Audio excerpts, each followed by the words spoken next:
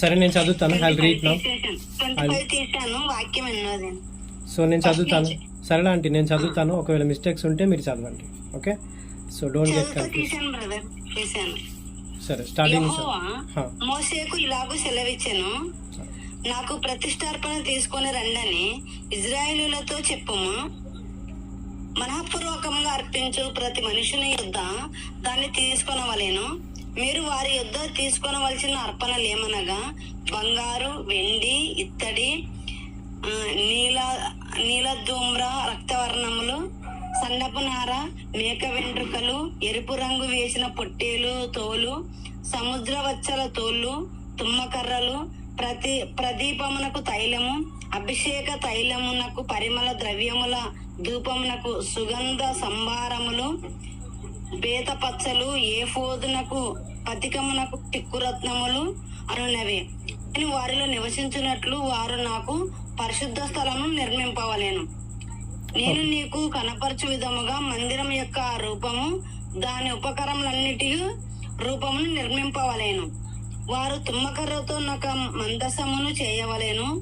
దాని పొడుగు 2 మూరలున్నర, దాని వెడల్పు 3.5, దాని ఎత్తు 3.5. దాని మీద మేలిమి బంగారునకు పొదగింపవలేను. లోపలను వెలుపలను దానిని పొదగింపవలేను. దాని మీద బంగారు జవన చుట్టూ కట్టవలెను. దానికి 4 బంగారు ఉంగరములు పోత పోసి ఒక ప్రక్కను 2 ఉంగరములు, ఎదుటి ప్రక్కన 2 ఉంగరములు ఉండనట్లు దాని 4 కాళ్ళకు వాటిని వేయవలెను. తుమ్మకర్రతో మోతకర్రలను చేసి వాటికి బంగారు మేకులను పొదగించి వాటితో మందసమును మోయుటకు ఆ ప్రక్కల మీద ఉంగరములలో ఆ మోతకర్రలను దూర్చవలేను. ఆ మోతకర్రలు ఆ మందసపు ఉంగరంలో ఉండవలేను. వాటిని దాని ఎదురుని తీయకూడదు. ఆ మందసంలో నేను నీకిచ్చు శాసనములను నుంచవలేను. మరియు నువ్వు మేలిమి బంగారుతో కరుణాపీఠము చేయవలెను. దాని పొడుగు 2 మూరలున్నర, దాని వెడల్పు 3.5, మరియు 2 బంగారు కెరూబులను చేయవలెను. కరుణాపీఠం యొక్క 2 కొనలను నకిసి పనిగా చేయవలేను. ఓకే, సో కరుణాపీఠం అంటే తెలుసు కదా అందరికీ. Ark of the God. ఎంతమందికి తెలుసు కరుణాపీఠం అంటే? చెప్పండి, తెలిసిన వాళ్ళు ఆన్సర్ చెప్పండి. How many did you know about mercy seat? కరుణాపీఠం అంటే తెలుసా? దానికి అర్థం ఏంటి చెప్పండి. కరుణాపీఠం అంటే దానికి అర్థం ఏంటి చెప్పండి. Anybody can answer.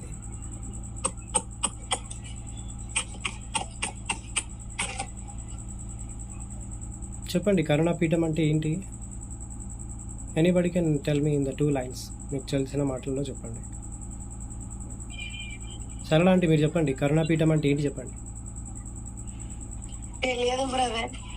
Wow, okay. మిగతా వాళ్ళు చెప్పండి. కరుణాపీఠం అంటే తెలియకపోతే ఎట్లా? ఇట్ ఈస్ వెరీ ఇంపార్టెంట్ కదా. సో నేను చెప్తాను ఇక్కడ ఈ చాప్టర్లో స్టార్టింగ్ దేవుడు ఏం చెప్తున్నాడంటే మోషేకి, యెహోవా మోషేకు ఇలాగూ సెలవిచ్చను, నాకు ప్రతిష్టార్పణముగా తీసుకొని రండి.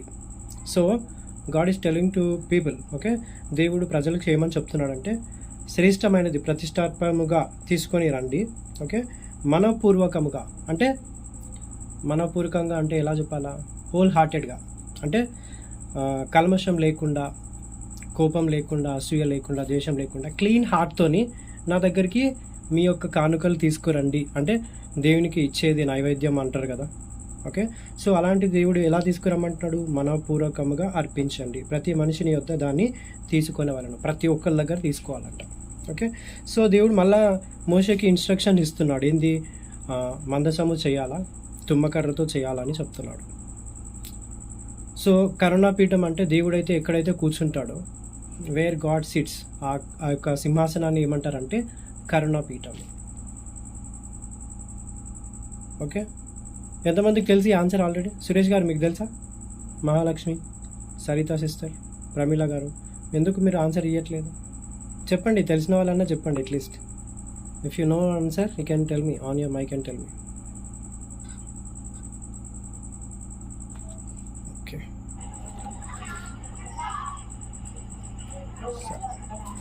సో ఇక్కడ ఇన్స్ట్రక్షన్స్ ఇస్తున్నాడు దేవుడు. తుమ్మకర్రతో చేయాలా, ఎంత పొడవు ఉండాలా, ఎంత వెడల్పు ఉండాలా, సో మేలిని బంగారంతో చేయాలా, కెరూబులు చేయాలా, సో మొత్తం ఎక్స్ప్లెయిన్ చేస్తున్నాడు అనమాట. Okay, God is explaining everything, how should prepare మా ark of the God. Okay, ఆ మందసాన్ని ఎలా తయారు చేయాలా అనేది పూర్తిగా వివరిస్తున్నాడు అనమాట. కరుణాపీఠం అంటే దేవుడు కూర్చునే మర్సీ సీట్ అంటారు అనమాట. సింహాసనాన్ని ఆయన కూర్చునేది కరుణాపీఠం మీద అనమాట. అర్థమైందా ఇప్పుడు అట్లా అంటే? మళ్ళీ ఏమైనా confusion? I hope you understand. Okay okay, continue చేయండి. ఎక్కడ ఆపేసారు అక్కడి నుంచి కంటిన్యూ చేయండి.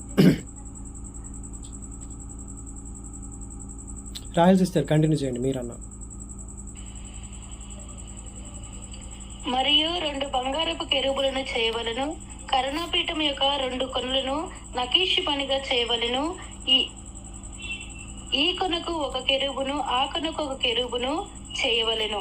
కరుణాపీఠము దాని 2 కొనల మీద కంటిన్యూ చేయండి. కరుణాపీఠం దాని 2 కొనల మీద కెరూబులను దానితో ఏకాండముగా చేయవలెను.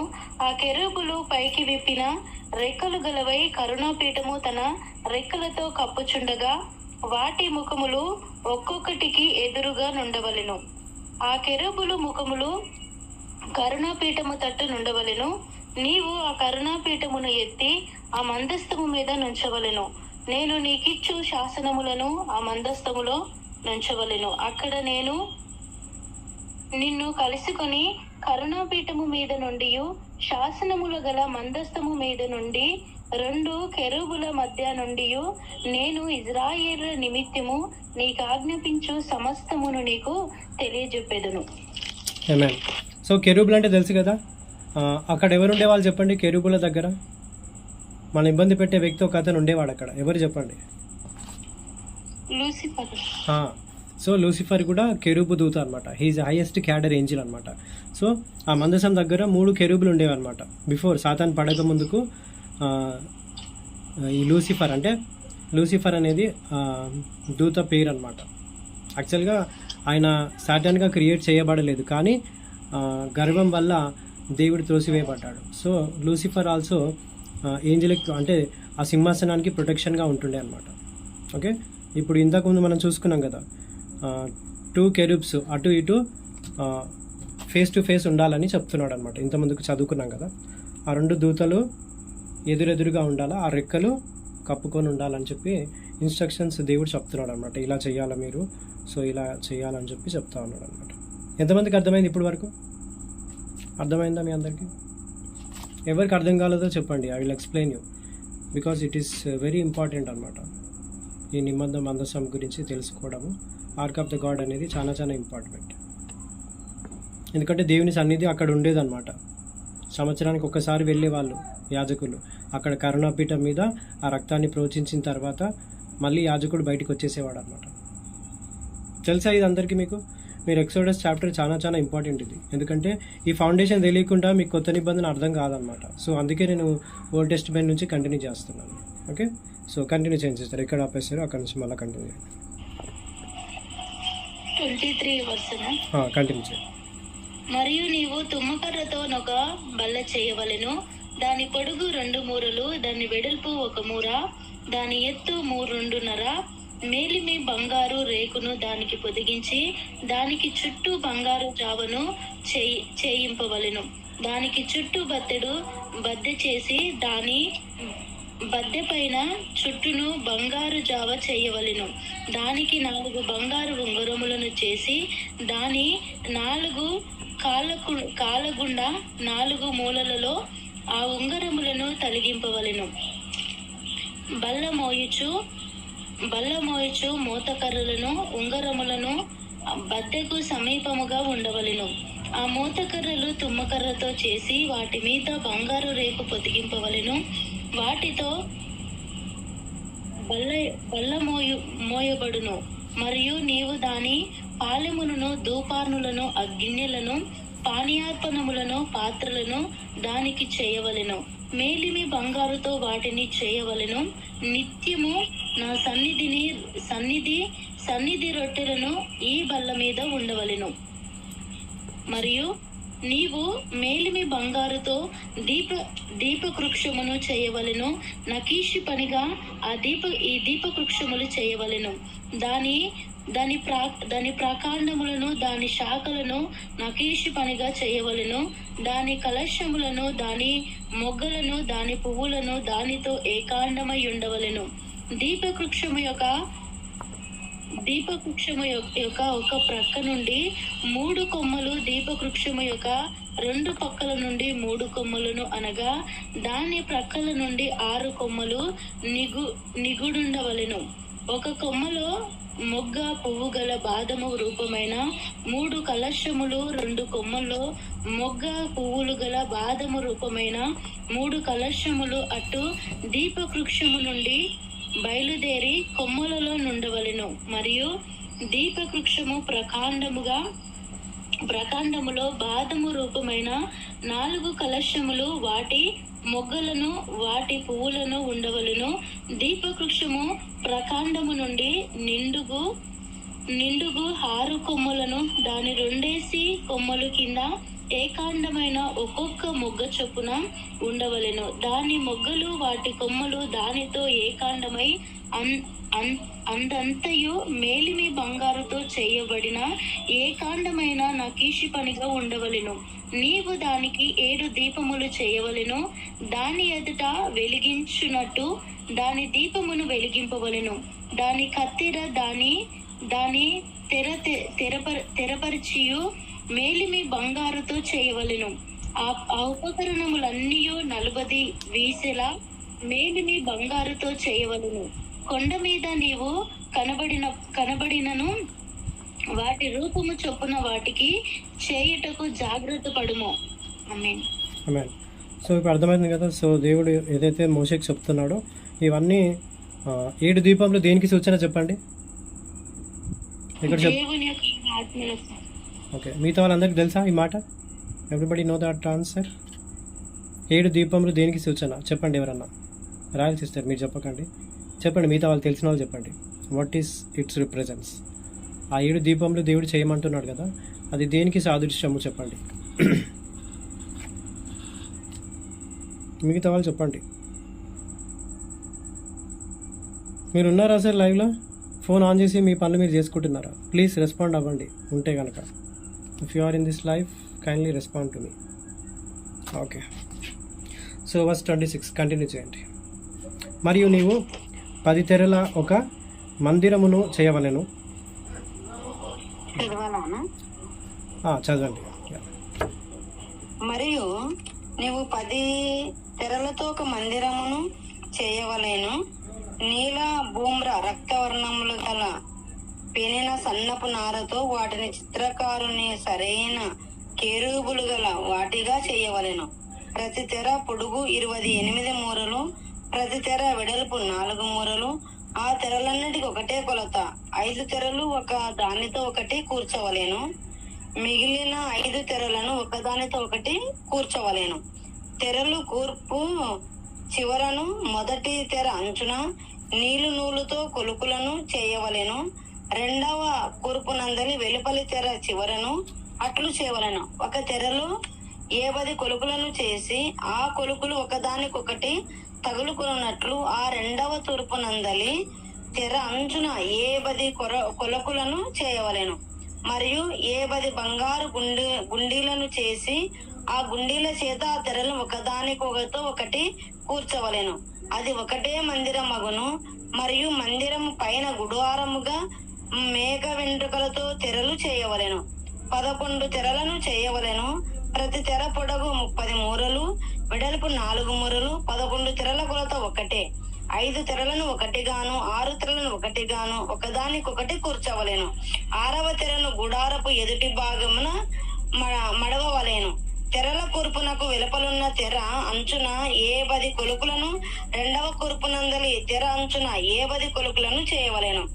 మరియు 10 ఇత్తడి గుండీలను చేసి ఒకటే గుడారమగునట్లు ఆ గుండీలను ఆ కొలుకులకు తగిలించి దాన్ని కూర్చవలెను.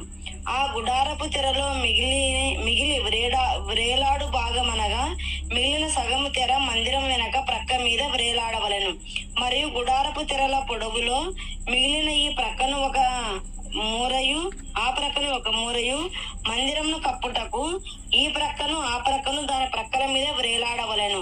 మరియు ఎర్ర రంగు వేసిన పొట్టేళ్ల తోళ్లతో పైకప్పును దాని మీదుగా సముద్రవత్సల తోళ్లతో పైకప్పును చేయవలెను. మరియు ఈ మందిరమునకు తుమ్మకర్రతో నిలువు పలకలు చేయవలెను. పలక పొడుగు 10 మూరలు, పలక వెడల్పు 3.5 ఉండవలెను. ప్రతి పలకలు ఒకదానికొకటి సరైన 2 కుసులు ఉండవలెను. అట్లు మందిరపు పలకలన్నిటికీ చేసి పెట్టవలెను. 20 పలకలు కుడివైపున అనగా దక్షిణ దిక్కున మందిరమునకు పలకలు చేయవలెను. మరియు ఒక్కొక్క పలక క్రింద దాని 2 కుసులను 2 దిమ్మలను, ఆ 20 పలకల క్రింద 40 వెండి దిమ్మలను చేయవలెను. మందిరపు 2వ ప్రక్కను అనగా ఉత్తర దిక్కున ఒక్కొక్క పలక క్రింద 2 దిమ్మలు, 20 పలకలు, వాటి 40 వెండి దినుసులు ఉండవలెను.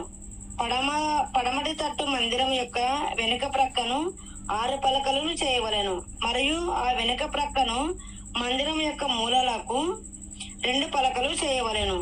అవి అడుగున కూర్చబడి శిఖరమును మొదటి ఉంగరమును కనుక ఒకదానితో ఒకటి అతికింపబడి ఉండవలెను. అట్లు ఆ రెంటికి ఉండవలెను. అవి 2 మూలలకుండును. పలకలు 8, వాటి వెండి దిమ్మలు నరునారు ఒకటి పలక క్రింద 2 దిమ్మలు ఉండవలెను. తుమ్మకర్రతో అడ్డకర్రలను చేయవలెను. మందిరం యొక్క ఒక ప్రక్క పలకలకు 5 అడ్డకర్రలను, మందిరం యొక్క 2వ ప్రక్క పలకలకు 5 అడ్డకర్రలను, పడమటి వైపున మందిరం యొక్క ప్రక్క పలకలను 5 అడ్డకర్రలు ఉండవలెను. ఆ పలక మధ్యాహ్న నుండి నడిమి అడ్డకర్ర ఈ కొన నుండి ఆ కొన వరకు చేసి ఉండవలెను. ఆ పలకలకు బంగారు రేకులను పొదిగించి వాటికి అడ్డకర్రలను, వాటికి ఉంగరములను బంగారు చేసి అడ్డకర్రలను బంగారు రేకును పొదిగింపవలెను. అప్పుడు కొండ మీద నీకు కనపరచబడిన దానిని పోలిక చొప్పున మందిరం నిలబెట్టవలెను. మరియు నీవు నీల ధూమ్ర రక్తవర్ణము గల అడ్డతెరను పేనిన సన్ననారతో చేయవలెను. అది చిత్రకారుని సరైన కేరుబులు గలదిగా చేయవలెను. తుమ్మకరతో చేయబడిన బంగారు రేకు పొదిగిన 4 స్తంభాల మీద దాన్ని చేయవలెను. దాని వంకులు బాగా బంగారుని, వాటి దిమ్మలు వెండివి. ఆ అడ్డతెరను ఆ కొలనుల క్రింద తగిలించి సాక్ష్యపు మందసము అడ్డతెర లోపలికి తేవలెను. ఆ అడ్డతెర పరిశుద్ధ స్థలమును అతి పరిశుద్ధ స్థలమును వేరు చేయును. అతి పరిశుద్ధ స్థలంలో సాక్ష్యపు మందసం మీద కరుణాపీఠము నుండవలెను. అడ్డతెర వెలుపల బల్లను, ఆ బల్లదిట దక్షిణము వైపునున్న మందిరం యొక్క ఇతర దిక్కున దీపవృక్షమును ఉంచవలెను. మరియు నీల ధూమ్ర రక్తవర్ణము గల పేనిన సన్ననారతో చిత్రకారులైన తెరను గూడారపు ద్వారమునకు చేయవలెను. ఆ తెరకు 5 స్తంభములతో తుమ్మకర్రతో చేసి వాటి బంగారు రేకు పొదిగింపవలెను. వాటి వంపులు బంగారును, వాటికి 5 ఇత్తడి దిమ్మలను పోత పోయవలను. దేవుడి పరిశుద్ధ లేఖనం దీవించి ఆస్వాదించు. ఆమేన్. ఓకే, సో ఇదంతా దేని గురించి చెప్తున్నాడు చెప్పండి? దేవుడు దేని గురించి చెప్తున్నాడు? అంటే మందిరం కట్టడం అని నాకు అర్థమైందని. ఓకే, మిగతా వాళ్ళందరికీ ఏమర్థమైంది చెప్పండి? What God is talking here? అన్న కరెక్టేనా? Yeah, it is correct. మీరు ఇంతమంది చదవలేదా ఈ చాప్టర్ ఎప్పుడు? అదే ఇంతకుముందు చదివినా కాబట్టి మళ్ళీ ఇప్పుడు గుర్తుకు వచ్చింది. అదే కరెక్టేనా అని. ఓకే ఓకే, యా చదువుతూ ఉండండి. బైబిల్ చదివితేనే మీకు క్లారిటీ వస్తుంది. Okay, yeah when you read the Bible you will understand. అది ఆత్మతోనే చదివితే ఇంకా లోతుగా అర్థమవుతుంది. శరీరంతో చదివితే అసలు అర్థం కాదు. So when you read with help of the Holy Spirit you will understand. Okay, ఇంకా మిగతా వాళ్ళు ఎంతమందికి అర్థమైంది చెప్పండి? దేని గురించి మాట్లాడుతున్నాడు ఇక్కడ దేవుడు? దేవుని యొక్క మందిరం గురించి అన్న, పరిశుద్ధ అతి పరిశుద్ధ. సో మందిరానికి ఏమేమి ఉండాలా, ఆ తెరలు దేంతో చేయాలా, అన్నీ పిన్ టు పిన్ చెప్తున్నాడు. గాడ్ ఈస్ టాకింగ్ వెరీ అక్యురేట్గా చెప్తున్నాడు ఇక్కడ. So I hope you understanding what I'm telling today. Okay, so 26 కూడా కంప్లీట్ చేసుకుని నాకు తెలిసి 30 వరకు ఇదే ఉంటుంది అనమాట. ఇంకా మిగతా చాప్టర్స్లో ఈ స్కిప్ చేయకుండా మనము will try to read. Okay, boring అవుతుందా ఎవరికైనా? Anybody getting bore? చెప్పండి. బోరింగ్ కొడుతుందంటే నేను స్కిప్ చేసి 31కి వెళ్ళిపోతాను. ఏం లేదు పాస్టర్. ఏం లేదా? ఓకే, సరే కంటిన్యూ చేయండి. 27 నుంచి కంటిన్యూ చేయండి. ఎనీబడి కెన్ రాయల్ సిస్టర్ చదవండి, కంటిన్యూ. మరియు 5 మూరల పొడుగు 5 మూరల వెడల్పు గల బలిపీఠమును తుమ్మకర్రతో నీవు చేయవలెను. ఆ బలిపీఠము చౌచౌకముగా నుండవలెను. దాని ఎత్తు 3 మూరలు, దాని 4 మూలలను దానికి కొమ్ములు చేయవలెను. దాని కొమ్ములు దానితో ఏకాండముగా ఉండవలెను. దానికి ఇత్తడి రేగు పొదిగింపవలెను. దాని బూడిద ఎత్తుటకును కుండను, గరిటెను, గిన్నెలను, ముండ్లను, అగ్ని పాత్రలను చేయవలెను. ఉపకరణములన్నీ ఇత్తడితో చేయవలెను. మరియు వల వంటి ఇత్తడి జల్లెడ దానికి చేయవలెను. ఆ వల మీద దాని 4 మూలల 4 ఇత్తడి ఉంగరములను చేసి ఆ వల బలిపీఠము నడిమి వరకును చేరునట్టు దిగువను బలిపీఠము గుట్టు కింద దాని నుంచవలెను. మరియు బలిపీఠము కొరకు మోతకర్రలను చేయవలెను. ఆ మోతకర్రలను తుమ్మకర్రతో చేసి వాటికి ఇత్తడి రేకు పొదిగింపవలెను. ఆ మోతకర్రలను ఆ ఉంగరములో చొనపవలెను. బలిపీఠము మోయుటకును మోతకర్రలను దాని 2 పక్కల నుండవలెను. పలకలతో గుల్లగా దాని చేయవలెను. కొండ మీద నీకు చూపబడిన పోలికగానే వారు దాన్ని చేయవలెను. మరియు నీవు మందిరమునకు ఆవరణమునకు ఏర్పరచవలెను. కుడివైపున అనగా దక్షిణ దిక్కున ఆవరణముగా 100 మూరలు పొడుగుగలదై పేనిన సన్న నార యవనికలను ఒక ప్రక్కలను ఉండవలెను. దాని 20 స్తంభములను వాటి 20 దిమ్మెలు ఇత్తడివి. ఆ స్తంభములు వంకులను వాటి పేడిబద్దలను వెండివి. అట్టే పొడుగులో ఉత్తర దిక్కున 100 మూరలు పొడుగు గల యవనికలను ఉండవలెను. దాని 20 స్తంభములను దాని 20 దిమ్మెలను ఇత్తడివి. ఆ స్తంభములు వంకులను వాటి పైడిబద్దెలు వెండివియు. పడమటి దిక్కున ఆవరణపు వెడల్పు కొరకు 70 మూరలు యవనికలుండవలెను. వాటి స్తంభములను 10, వాటి దిమ్మలు 10. తూర్పు వైపున అనగా ఉత్తర దిక్కున ఆవరణపు వెలుపల 70 మూరలు, ఒక ప్రక్కన 15 మూరలు యవనికలుండవలెను.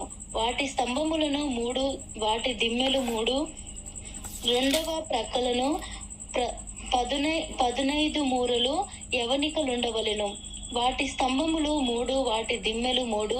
ఆవరణపు ద్వారమునకు నీల ధూమ్ర రక్తవర్ణము గల 20 మూరల తెర ఉండవలెను. అవి పేనిన సన్న నారతో విచిత్రకారుని పనిగా ఉండవలెను. వాటి స్తంభములు 4, వాటి దిమ్మెలు 4. ఆవరణముల చుట్టూనున్న స్తంభములన్నీ వెండి పైడి బద్దెలను కలవి. వాటి వంకులు వెండివి, వాటి దిమ్మలు ఇత్తడివి. ఆవరణపు పొడుగు 100 మూరలు, దాని వెడల్పు 70 మూరలు, దాని ఎత్తు 5 మూరలు. అవి పేనిన సన్న నార వంటి దిమ్మెలు ఇత్తడివి. మందిర సంబంధమైన సేవోపకరణములన్నీయు మేకులన్నీయు ఆవరణపు మేకులన్నీయు ఇత్తడివినై ఉండవలెను. మరియు దీపము నిత్యము వెలిగించినట్టు ప్రదీపమునకును దంచి తీసిన అచ్చము ఒలివ నూనె తేవలెను. ఇజ్రాయేలులో ఆజ్ఞాపించు సాక్షిపు మందస్తము ఎదుటనున్న తెరను వెలుపల ప్రత్యక్షపు గుడారములో అహరోనును అతని కుమారులకును సాయంకాలము మొదలుకొని ఉదయము వరకు యెహోవా సన్నిధిని దానిని అనుసరింపవలెను. అది ఇజ్రాయేలులకు వారి తరతరములకు నిత్యమైన కట్టడ. ఆమేన్. సో ఇక్కడ చెప్తున్నాడు చూడండి, 20 నుంచి 21 ఇవి చాలా ఇంపార్టెంట్, గుర్తుపెట్టుకోండి ఈ చాప్టర్లో. సో దేవుడు చెప్తున్నాడు, మరియు ఈ దీపము నిత్యము వెలుగుచుండను. సో అక్కడ దీపం మారిపోవద్దు అని చెప్తున్నాడు. నిత్యము ఏముండాలంట, వెలుగుతూ ఉండాలంట. ఏమంటున్నాడు, అచ్చట ఒలీవ నూనె తేవలను. ఆ రోజుల్లో ఒలీవ నూనె అంటే చాలా ప్రశస్తమైనది, అంటే చాలా అభిషేకంకి సాదృశ్యం అన్నమాట. ఓకే, సాక్ష్యపు మందసము ఎదుట తెర వెనుకల ప్రత్యక్షపు గుడారపు అహరోను అతని కుమారులు సాయంకాలం మొదలుకొని ఉదయం వరకు, అంటే వాళ్ళు నైట్ డ్యూటీ చేయాలి అక్కడ. సాయంకాలం నుంచి మొదలుకొని ఉదయం వరకు యెహోవా సన్నిధిని దాన్ని సవరింపవలెను. అది ఇజ్రాయేలులకు వారి తరతరముల వరకు నిత్యమైన కట్టడ. సో ఇప్పుడు ఎంతమందికి అర్థమైంది? I hope you are understanding what I'm telling. So ఈ